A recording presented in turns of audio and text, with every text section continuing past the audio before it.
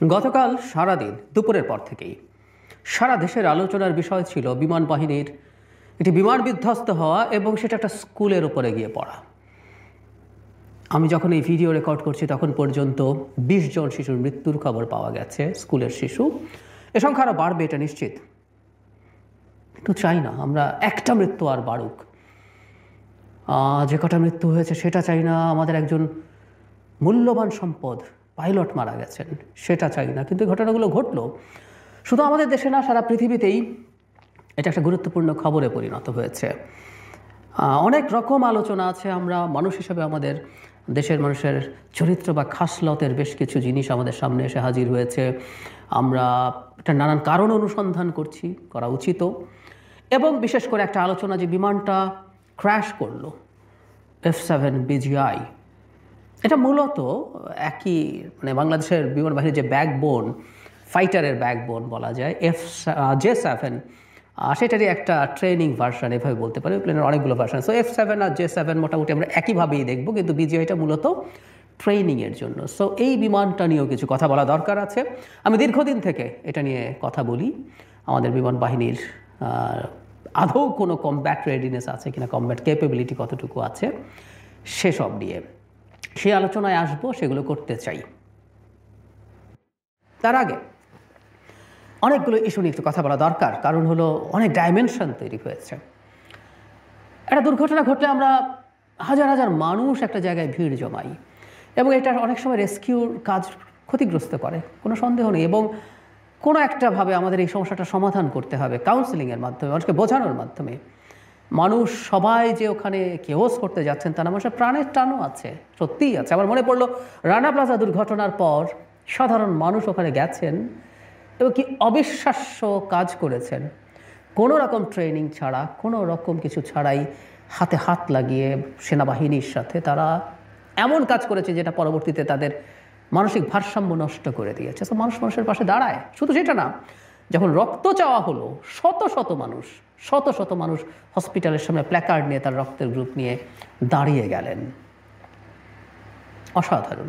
এবং একটা পর্যায়ে ডিএমসি থেকে বলা হচ্ছে যে আজ আর কোনো রক্তের প্রয়োজন নেই, কাল আসুন। মানে মানুষ অসাধারণভাবে সাড়া দিয়েছে। এই যে বিপদে আমরা পাশে দাঁড়াই, এটা খুব সুন্দর। কিন্তু আবারও বলছি, রেস্কিউর জায়গাগুলো নিয়ে আমাদের খুব ক্রমাগত কথা বলার চেষ্টা করতে হবে এবং প্রয়োজনে কঠোর ব্যবস্থা নিতে হবে যাতে এই জায়গায় মানুষ এভাবে ভিড় না করেন। শুধু সেখানেই না, হসপিটালেও মানুষের ভিড়ে অ্যাম্বুলেন্স যেতে সমস্যা হয়েছে এবং এই হসপিটালে যাওয়া নিয়ে সমালোচনা হয়েছে। সরকারের সম্ভবত আমি কোথাও দেখলাম অন্তত 8 জন উপদেষ্টা গেছেন, একেবারে কোনো প্রয়োজন ছিল না। সরকারের একজন গেলেই হতো এবং এই সরকারের কোনো পলিটিক্যাল কোনো হিসাব নিকাশ থাকার কিছু ছিল না। এর প্রসঙ্গেই এসছে, পলিটিক্যাল হিসেব নিকেশ থাকা লোকজন যারা পলিটিক্যাল পার্টি করেন তারাও গেছেন। সত্যিকার অর্থে এগুলোতে না যাওয়া ভালো ছিল এবং আহ্বান জানানো ভালো ছিল, উচিত ছিল তারা যাতে কেউ না যান। কিন্তু না, এটা হয়েছে। এটা আমার ব্যক্তিগত বিবেচনায় এগুলো ঠিক হয়নি। এটা নিশ্চয়ই আমাদের একটা আলোচনার বিষয়। একটা ফানি আলোচনা এসছে, গুরুত্বপূর্ণ লোকজনও তাকে নিয়ে লিখছেন। ডক্টর সামন্তলাল সেন, আওয়ামী লীগের সময়কার স্বাস্থ্যমন্ত্রী সর্বশেষ, তাকে ফিরিয়ে এনে তার নেতৃত্বে এই সব কাজ করানোর জন্য। আচ্ছা, সামন্তলাল সেন তো বেঁচে নাও থাকতে পারতেন, আমরা কি করতাম? বা তিনি তো আওয়ামী লীগের সরকারের সময় স্বাস্থ্যমন্ত্রী হলেন এই 24 সালে। উনি যখন স্বাস্থ্যমন্ত্রী হলেন, এই যে 7 মাস এই বার্ন ইনস্টিটিউট চললো কীভাবে? কোনো চিকিৎসা হয় নাই, কারণ উনি তো ওখানে নিশ্চয়ই গিয়ে ডাক্তারি করেননি স্বাস্থ্যমন্ত্রী থাকার সময়। এই ভদ্রলোক সম্পর্কে আমার মোটামুটি একটা পজিটিভ ধারণাই ছিল। উনি আমার সরাসরি টিচার, ঢাকা মেডিকেল কলেজে উনি আমার টিচার ছিলেন এবং উনি খুবই নিবেদিত প্রাণ একজন চিকিৎসক, এটাও ভুল না। উনি এই পোড়া রোগীদের জন্য, বার্নের রোগীদের জন্য খুবই ডেডিকেটেড ওয়েতে কাজ করেছেন। কিন্তু আমি এটুকু বলতে চাই, যথেষ্ট পরিমাণ এই মুহূর্তে বাংলাদেশে এই সেক্টরের স্পেশালিস্ট আছেন যারা কেউই যোগ্যতায় ডক্টর সামন্তলাল সেনের চাইতে কম নন। আবার মজার ব্যাপার, সামন্তলাল সেনকে যদি লাগে তাহলে উনি কী করলেন এত বছর, যে তিনি কী বিশেষজ্ঞ বানালেন যে এই কাজটা আমরা ম্যানেজ করতে পারছি না? এই প্রশ্ন তো আমরা করতে পারি। যাই হোক, ওই সেই কেউ বলছেন উনি জেলে আছেন, অনেকে জানেনই না তিনি গ্রেফতার হননি, তিনি জেলে নেই। কী কারণে তিনি শেখ হাসিনার গার্বেজের পার্ট হতে গেলেন, এটা আমার কাছে সত্যিই খানিকটা বিস্ময়ের। এবং এই অভিযোগও তার বিরুদ্ধে আছে। যখন জুলাইয়ে গণ অভ্যুত্থান হচ্ছে, রোগীরা হসপিটালে যাচ্ছে, তখন স্বাস্থ্যমন্ত্রী হিসাবে তিনি হসপিটালগুলোকে তীব্র বাধা দিয়েছেন ভর্তি করা নিয়ে, লাশের সংখ্যা গোপন করার জন্য নির্দেশনা দিয়েছেন। তা যদি সত্য হয়ে থাকে, একটা মনস্টারে পরিণত হয়েছিলেন। কিন্তু এই সুযোগে আলাপ করছেন অনেকে, হাস্যকর আলাপ। সামন্তলাল সেনকে ছাড়া বাংলাদেশের বার্নের ট্রিটমেন্ট ইকুয়ালি চলবে, কোনো সন্দেহের কিছু নাই। সমস্যা অন্য জায়গায়, সেটা হলো এত রোগীর যখন চাপ তৈরি হয়, আমাদের আইসিইউ সহ অন্যান্য সাপোর্ট আমরা অ্যাডিকুয়েটলি দিতে পারবো কি না, সেটা একটা প্রশ্ন।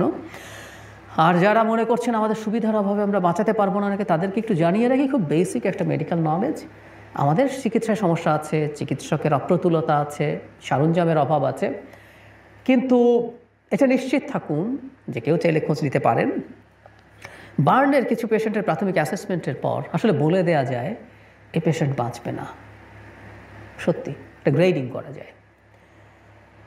তো আমি ধারণা করি এখানে যারা ভর্তি হয়েছেন সংখ্যাটা অনেক, এর মধ্যে আরও অনেকে মারা যাবেন, এবং এরা শিশু, এদের এই ধকল সহ্য করার, বার্নের ধকল সহ্য করার খুবই খুবই কঠিন, খুবই টাফ। সংখ্যাটা অনেক বাড়বে। আর একটা ব্যাপার একটু টাচ করতে চাই, আমরা এখন সব কিছুকে আমরা আমাদের লাইক শেয়ার ভিউর পণ্যে পরিণত করছি। একটা ভিডিওর কথা কেউ কেউ বলছিলেন, একটা শিশু তার পোড়া শরীর নিয়ে, তার শরীর পুড়ে গেছে, সে হাঁটছে, ওটা ভিডিও করছে লোকজন, সেটা ছেড়েছে। যখন ফেসবুকে লিখলাম, আমি সব ভিডিও দেখতে পারি না, আমি নিতে পারি না, যদিও আমি এসব রোগী অনেক দেখেছি, আমি ক্যাজুয়ালিটিতে প্রচুর আহত মানুষ দেখেছি, কিন্তু আমি এই জিনিসগুলো নিতে পারিনি, দেখতে চাইনি। কিন্তু সামহাও ওই ভিডিওটা দিতে দিতে সামহাও আমার সামনে আসলো এবং এটা চলতে শুরু করলো, 1-2 সেকেন্ড দেখে আমি আর নিতে পারিনি। আমরা মনস্টারে পরিণত হচ্ছে কিনা কোথাও, এই আলাপটাও করা দরকার আছে। এটুকু একটা শিশু পোড়া শরীরে দুর্ঘটনাস্থল থেকে বেরিয়ে হাঁটছে, কেউ তাকে ধরছে না, কেউ কেউ ভিডিও করছে। হয়তো এগুলো আমাদের এখনকার নিউ নর্মাল, কিন্তু আমার মনে হয় না সব দেশেই কি এরকম করে, এরকম হবে, আমার মনে হয় না। যাই হোক, এবার আমাদের দুর্ঘটনার কারণ কি এবং আমরা আসলে কি করব সামনে, সেটা নিয়ে কথা বলা দরকার।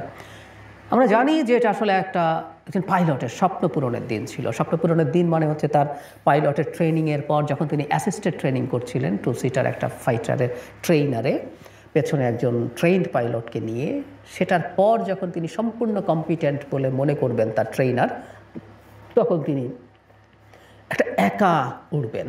সেই দিনটাই ছিল এটা, যেদিন তিনি একা উড়বেন এবং প্রমাণ হবে তিনি আসলে সত্যিকারেরই একজন ফাইটার পাইলট হয়ে উঠছেন। সেদিনটাতে এটা ক্র্যাশ করলো। এরপরও টু সাম এক্সটেন্ট এটা একটা ট্রেনিং ফ্লাইট, কারণ হলো ফাইটারটাও আসলে ট্রেনিং ফাইটার। F-7 DJI এটা মূলত ট্রেনিংয়ের জন্য করা হয়। এরপর তিনি F-7 যেগুলো কমব্যাট F-7 মানে যেগুলো যুদ্ধের জন্য উপযোগী, যদিও এসব প্লেন যুদ্ধের জন্য কতটুকু উপযোগী, কী উপযোগী, এই প্রশ্ন দীর্ঘদিন থেকে আমি করছি। আমরা কোন সময়কার পৃথিবীতে কখন এসে বসে আছে সেই আলাপগুলো যদি করব। তো সেই সময় এটা ক্র্যাশ করলো, তার মানে একটা ট্রেনিং ফ্লাইটই আসলে এটা।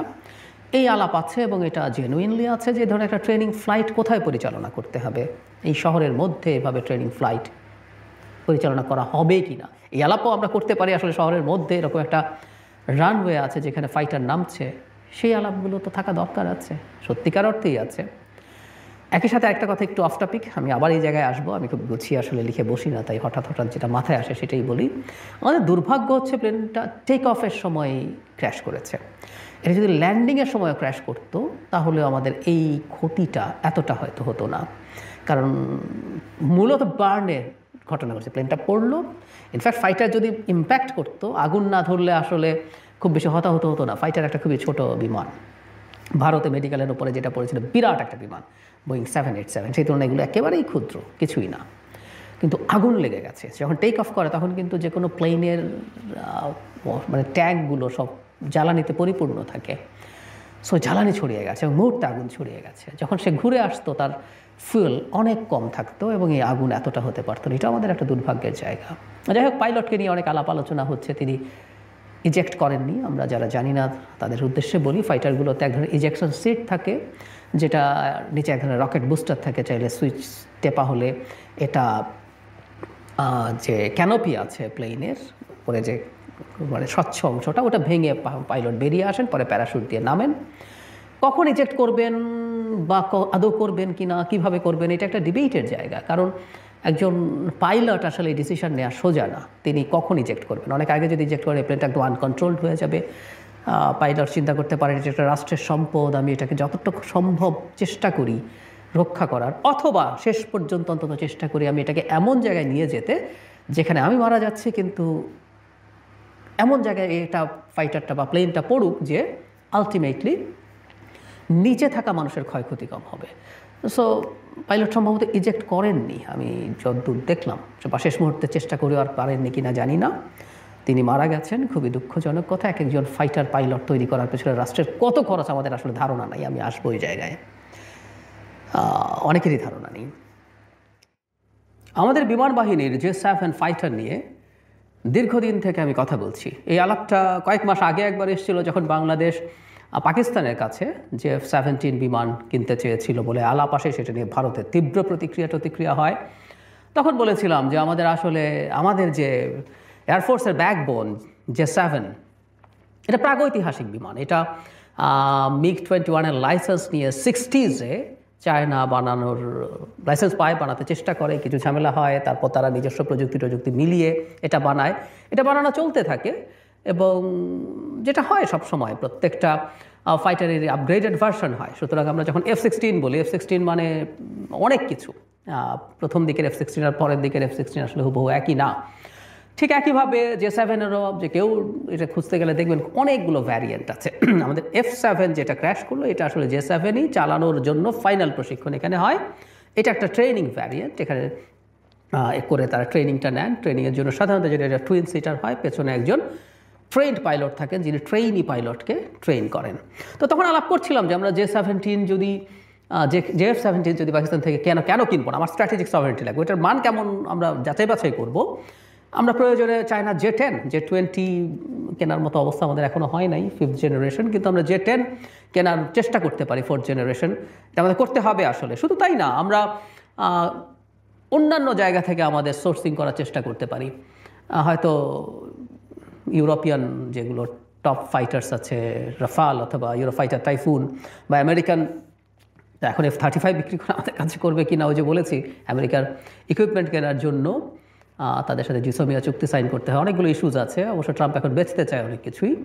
তো যে কথাটা বলছিলাম, আমেরিকান ইভেন F-16 যদি আমরা কেনার চিন্তা করি, সেটাও অনেক এক্সপেন্সিভ তুলনামূলকভাবে। ইউরোপেরই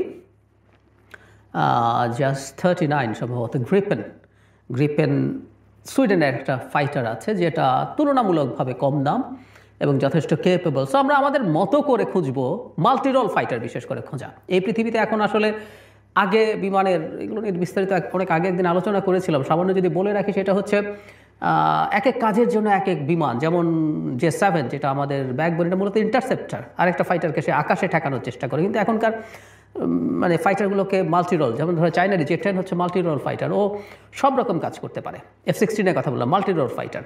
সে অন্য বিমানের সাথে আকাশে ডগ ফাইট করতে পারে, ইন্টারসেপ্টার হিসেবে কাজ করতে পারে, সে রিকনেসেন্সের কাজ করতে পারে, সে গিয়ে উপর থেকে নানান রকম সার্ভেইলেন্স করতে পারে, সে গ্রাউন্ড টার্গেটে অ্যাটাক করতে পারে।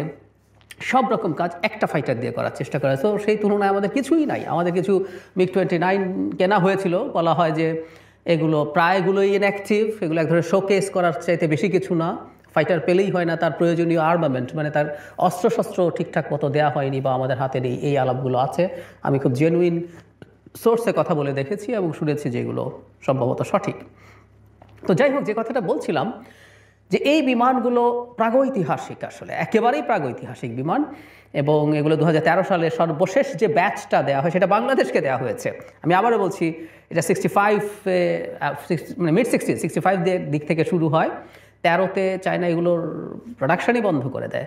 বরং এই অভিযোগও আছে বাংলাদেশ যে ফাইনাল সাপ্লাইটা পেয়েছে এটা সম্ভবত চায়নার ডিকমিশন ফাইটার, মানে তারা এগুলো ব্যবহার করা বন্ধ করার পর বাংলাদেশকে দিয়েছে। হাতে গোনা খুব অল্প কয়েকটা দেশ ব্যবহার করে, পাকিস্তানের প্রচুর আছে।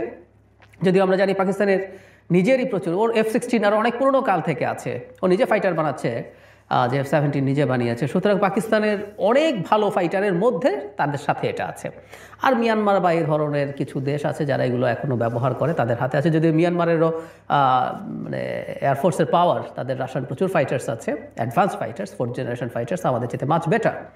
এবং আমরাই শুধুমাত্র এটাকে মূল জিনিস ধরে বসে আছি। আর কেউ কিন্তু আমাদের আশপাশেও কেউ কিন্তু এগুলোকে মূল শক্তি হিসেবে ধরে বসে নেই। আর আমরা মানে ফাইটারের আয়ু খুব বেশি দিন থাকে না, কারণ হলো কমার্শিয়াল জেট যেভাবে লম্বা সময় ধরে সাস্টেইন করে, কারণ ওর পরে চাপ খুব কম পড়ে তুলনামূলকভাবে। কিন্তু একটা ফাইটার তার ইঞ্জিনের সক্ষমতা, তার গতি, তার ম্যানেভার, সে উল্টাপাল্টা নানান রকম মুভমেন্ট করে, ফলে যেটা হয় প্রচণ্ড চাপ পড়ে সেখানকার ফাইটারের শরীরের ওপরে। ফলে এগুলো অনেক বেশি লম্বা সময় সাস্টেইন করে না, 10 থেকে 15 বছর। সেই হিসাব যদি করি আমাদের এই ফ্লিট অনেক পুরনো হয়ে গেছে। সেই যাবতীয় ঝুঁকি আসলে তৈরি করেছে এগুলো দুর্ঘটনার শিকার হওয়ার। কিছুদিন আগে মিয়ানমারে হয়েছে, পাকিস্তানে হয়েছে, সেম ফাইটার। বাংলাদেশেও এই ইতিহাস আছে গত 10 বছর অন্তত 3 বার। সো এটাকে আমরা খুব গুরুত্বপূর্ণভাবে দেখব এবং বাংলাদেশের উচিত হবে খুব দ্রুত তার ফাইটারকে আপগ্রেড করা। বিশেষ করে আমরা ভারত সরিয়েও রাখি, মিয়ানমারের সাথেও একটা ফুল ফ্লেজেড কমব্যাট যদি আমাদের জড়াতে হয়, যুদ্ধে যদি জড়াতে হয়, ওদের বাহিনী এই মুহূর্তে একটু সংকটে আছে, কারণ তারা দীর্ঘদিন থেকে গৃহযুদ্ধের মধ্যে। কিন্তু ফুল শক্তির একটা মিয়ানমার সামরিক বাহিনীর সাথে আমরা কদ্দূর কী করতে পারবো, খুবই গুরুত্বপূর্ণ প্রশ্ন আছে এগুলো।